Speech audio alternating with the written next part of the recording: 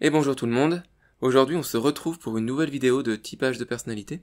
Le sujet d'aujourd'hui est un jeune ambitieux, intelligent et très doué en communication. On va parler de la base 3 de l'énéagramme et du type MBTI INFJ.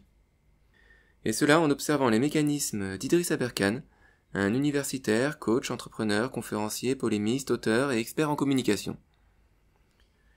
Et on commence par décortiquer sa base énéagramme.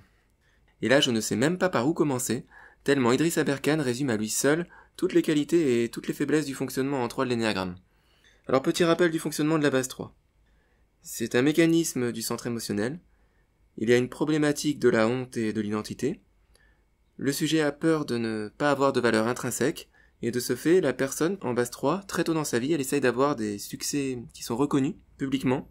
Elle adapte sa personnalité en fonction de ses objectifs, et elle peut se perdre derrière un ou plusieurs masques.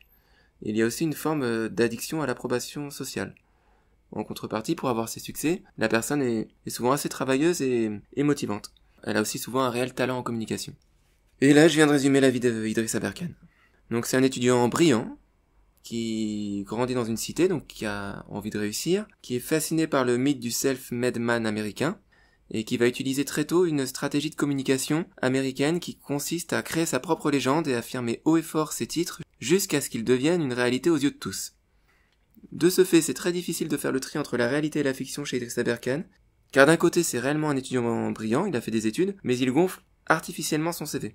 Il y a ce paradoxe dans ses interviews, où il va affirmer haut et fort que les diplômes ne servent à rien, mais en parallèle il ne peut pas s'empêcher de revenir toutes les 20 minutes sur ses propres titres, qu'ils soient réels ou fictifs. C'est une de ces contradictions les plus faciles à déceler pour les oreilles attentives, et c'est un peu un des premiers trucs qu'il trahit et qui permet de voir tout de suite que c'est quelqu'un en base 3 de l'énéagramme.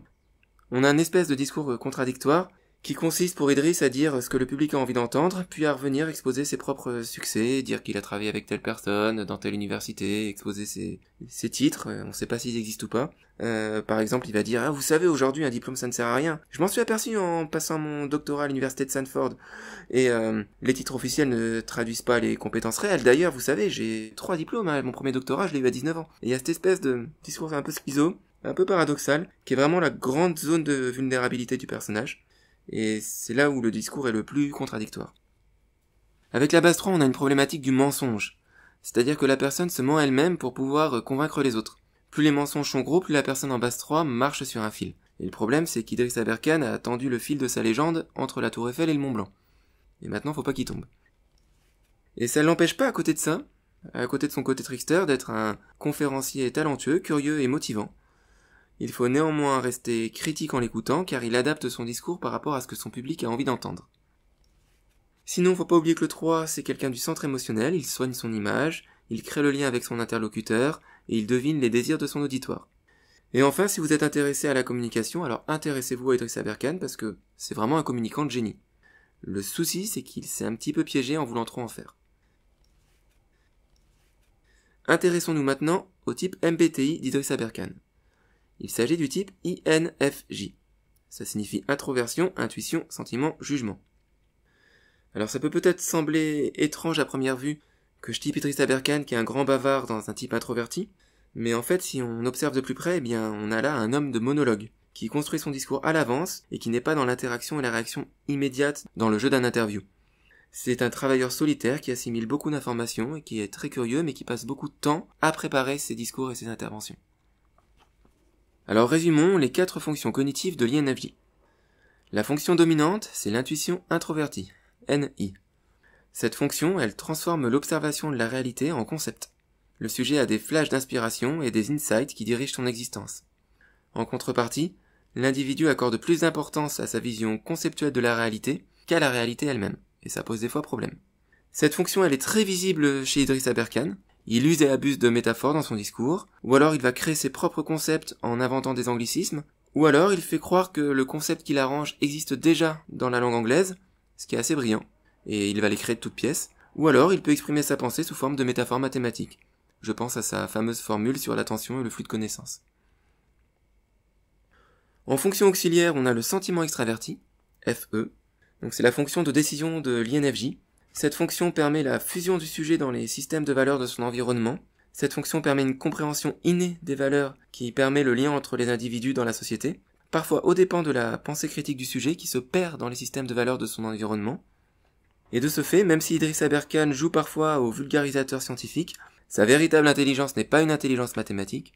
Son vrai génie, c'est sa compréhension des codes de la société. Sa fonction auxiliaire, le sentiment extraverti, combiné à son mécanisme de la base 3 de l'énéagramme, tout cela fait que Idriss Aberkane devine avec un certain génie ce que son public a envie d'entendre. Et sa force de conviction est extrêmement puissante. C'est un très bon orateur. S'il avait vécu en Grèce antique, il aurait probablement été l'égal de Démosthène. Le souci, c'est que le cumul de la base 3 et de sa fonction sentiment extraverti, ça va entraîner chez le sujet une absence de recul sur son positionnement par rapport à son discours, par rapport aux valeurs qu'il défend. Il va parfois être contradictoire, et Idriss a des masques en permanence et il ne saura pas lui-même toujours qui il est réellement. Ce qui nous amène à la fonction tertiaire TI, la pensée introvertie. C'est la fonction de la pensée subjective, qui permet une pensée propre au sujet, laquelle résiste aux conventions sociales. Et renforcer cette fonction permet à l'INFJ d'avoir une identité plus stable. Chez Idriss, elle va aussi se traduire par un attrait immodéré des sciences et du progrès technologique. Et en dernier, on a la fonction inférieure, SE, la sensation extravertie. Donc cette fonction, c'est la fonction qui permet d'être en phase avec les sensations du moment et de pleinement vivre l'instant présent. Chez l'INFJ, c'est une fonction inférieure. Celui-ci est plongé dans ses projets et il n'a que peu de connexion forte avec l'instant présent. C'est le prix à payer pour l'extrême facilité de conceptualisation de ce type de personnalité. Et je pense que je peux faire, sans trop me tromper, l'hypothèse que Idriss Aberkane, quand il était gamin, c'était pas le meilleur joueur de foot du quartier de sa cité. Alors maintenant qu'on a vu qu'Idriss Aberkane est un INFJ positionné en base 3 sur l'énéagramme, je vous propose quelques parallèles. Un personnage historique qui était probablement aussi un INFJ en base 3 de l'énéagramme, il s'agit de Victor Hugo. C'était lui aussi un conteur hors pair et un excellent communicant. Si Idriss Aberkane était un personnage de fiction, alors il serait Lelouch dans le manga Code Geass. Alors il y a une petite différence au niveau du MBTI. Lelouch, ce serait plutôt un INTJ en base 3. Son type est légèrement différent. Cependant, la problématique du personnage, qui est une problématique de l'identité et du déguisement, ainsi que son génie stratégique, je trouve que ça offre un parallèle intéressant entre ce personnage de fiction et notre jeune expert en communication.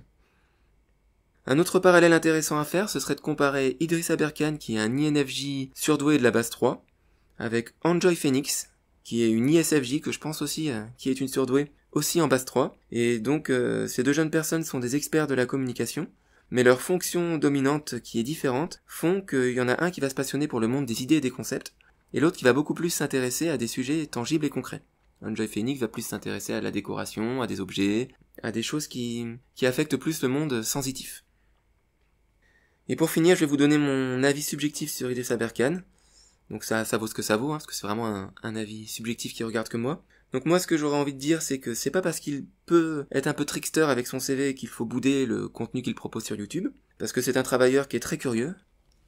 Par contre, là où il faut être critique et il faut prendre garde, c'est qu'il faut se méfier de ses contradictions et de son côté démagogue. Il a envie de plaire, et ça va l'amener à prendre des positions qui parfois vont plus coller à ce que le public a envie d'entendre qu'à une réelle analyse de la réalité. Et aussi, quand on écoute Idriss Aberkane, il faut adapter son esprit critique en fonction du sujet qu'il aborde. Il faut rester très vigilant s'il parle de neurosciences ou de développement personnel. Par contre, il va commencer à être assez intéressant s'il parle de géopolitique. Néanmoins, c'est un point de vue parmi d'autres, il faut pas écouter que lui, il faut le comparer à d'autres points de vue. Et là où il va être le meilleur, où c'est un véritable expert de son domaine, c'est quand il parle de communication. Par exemple, si Idriss Aberkane décortique une campagne présidentielle, qu'il s'agisse de la campagne française ou américaine, bien là c'est son terrain de jeu réel, c'est là qu'il est vraiment très compétent, et qu'il est le plus pertinent. Et c'est tout pour cette vidéo, j'espère que ça vous a plu. Portez-vous bien d'ici la prochaine, et profitez du cas d'Idriss Aberkane pour être à la fois critique et bienveillant. C'est-à-dire accepter à la fois les forces et les faiblesses d'une personne que vous pouvez ou idéaliser ou détester. Voilà pour le mot de la fin. Portez-vous bien.